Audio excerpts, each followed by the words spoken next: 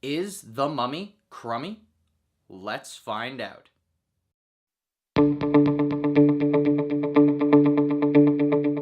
Hello Fanatics, I'm Dylan Phillips, and this is the Film Fanatic Review bringing you The Mummy, starring Tom Cruise, Sofia Boutella, and Annabelle Wallis. First, we'll tell you what the movie is about, and our initial thoughts. Then we'll move on to our spoiler-free likes and dislikes. We'll finish up with our spoiler-heavy thoughts on this film, and our final word. The Mummy follows the story of an ancient princess who is awakened from her crypt, bringing evil forces to exact her revenge on the world. Overall, I think that this movie and the Dark Universe definitely jumped the gun, similar to how DC did with their universe. Now, that isn't to say that this isn't a good popcorn movie, it just could have been so much more. For what I liked about this film, I found that I enjoyed the cast a lot. Tom Cruise does Tom Cruise things in this film, but the standouts to me are Sofia Boutella and Russell Crowe. I can't wait to see what their characters do in future installments in this universe. This film was also filled with a lot of great action sequences, which every great adventure story needs. But the best part to me was definitely the world building and mythology in this film. The meticulous detail that they put into this first movie to set up this world that they're creating was very enthralling, and I can't wait to see what they do with it.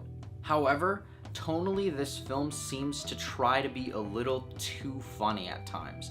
It wants the lightheartedness of the original Mummy series starring Brendan Fraser, but if you're gonna call it the Dark Universe, it sounds like it's gonna be dark, grim, and horror-filled, and you can't have both of those things. You can have dry humor, but you can't have lighthearted humor, and I think that's where this film kind of falters.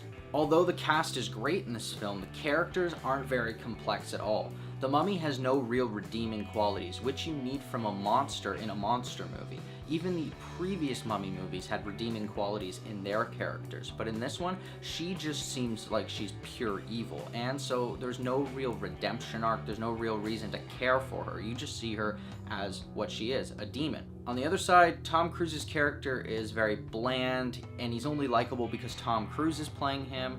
You have Jake Johnson's character, who is okay in the movie, and the other one that I'm not a big fan of is Annabelle Wallis's character in this movie, because she plays a damsel in distress when in reality it's 2017 and we shouldn't have damsel in distress, especially the week after Wonder Woman came out.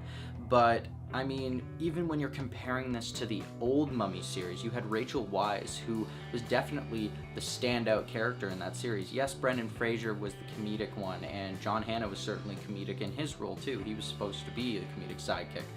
But she played this smart, very intelligent woman for the times, because it was like 1920s, and so the fact that they had such a great female character in the original series and they resorted to this in this one, not a good start.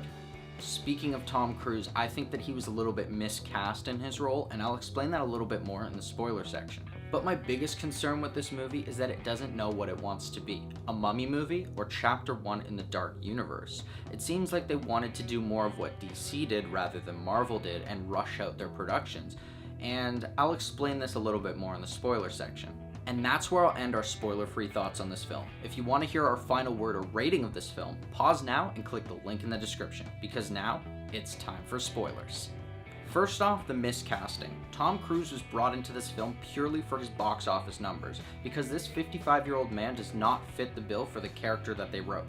The character should be a young adult who's very much influenced by greed and power, and Tom Cruise just doesn't fit that.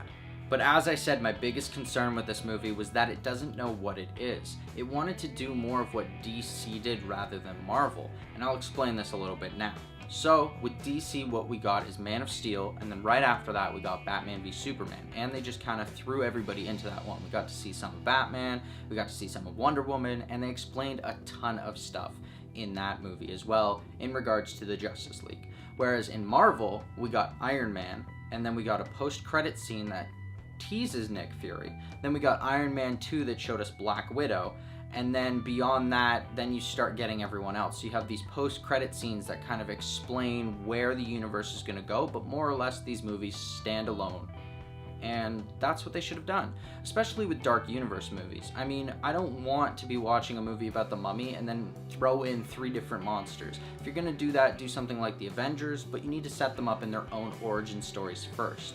And I got what they were doing with the Dark Universe kind of like police unit that is controlled by Dr. Jekyll, but again, that's kind of like S.H.I.E.L.D., and the way that they introduce S.H.I.E.L.D. is there's a very minor role of Coulson in the first Iron Man, and then they're kind of there for Thor, they're kind of there for Captain America, and then finally they're huge in the Avengers. And I feel like that's what they should have done with this movie. Now, it does get rid of one of my favorite scenes, but I think for a standalone Mummy movie, that's what they should have done. And on top of it, it's called the Dark Universe. Screw the lighthearted comedy. Have some dry humor in there, something like Shane Black-esque humor, and make this movie series at least a 14A rating. Don't make it PG. I want to see horror, I want to see gore, I want to see violence. I want to see things that it's gonna make me not want to go to bed at night. And this movie, it just made me not want to go back and see the next one. And you can tell that the world that they're setting up is gonna be pretty cool, especially with all the Easter eggs that you see in Jekyll's lab. And now on to my favorite scenes in this film, which happen to all be action sequences. So the first one was the plane crash, then we had the church scene, the underwater fight scene, and then the best scene in the movie, in my opinion, the fight between Nick and Mr. Hyde. So, with the thoughts heard, here's our final word. The Mummy is a fun, sometimes scary adventure, bringing a different look to a well-known story. While it's a good popcorn flick, it seems the writers were unsure on if this movie is its own story or a Kickstarter for the Dark Universe, making this film unravel as it goes. This film had promising parts that show that it's just a little piece of a greater Dark Universe, but at the same time there was a lot that didn't work in this movie, so I'm gonna give The Mummy a 5.5. Thanks everybody for watching our review. Are you planning on seeing The Mummy? Or if you've already seen it, do you have something to add? What did you think of the story? Let us know in the comments below. I'm Dylan Phillips, and this has been the Film Fanatic Review. If you liked this video and you want to see more, hit that like button and subscribe to our channel. Check out our latest If You Liked video, where we recommend movies similar to the film Baywatch. Don't forget to follow us on our social media. Until next time, Fanatics, keep it real.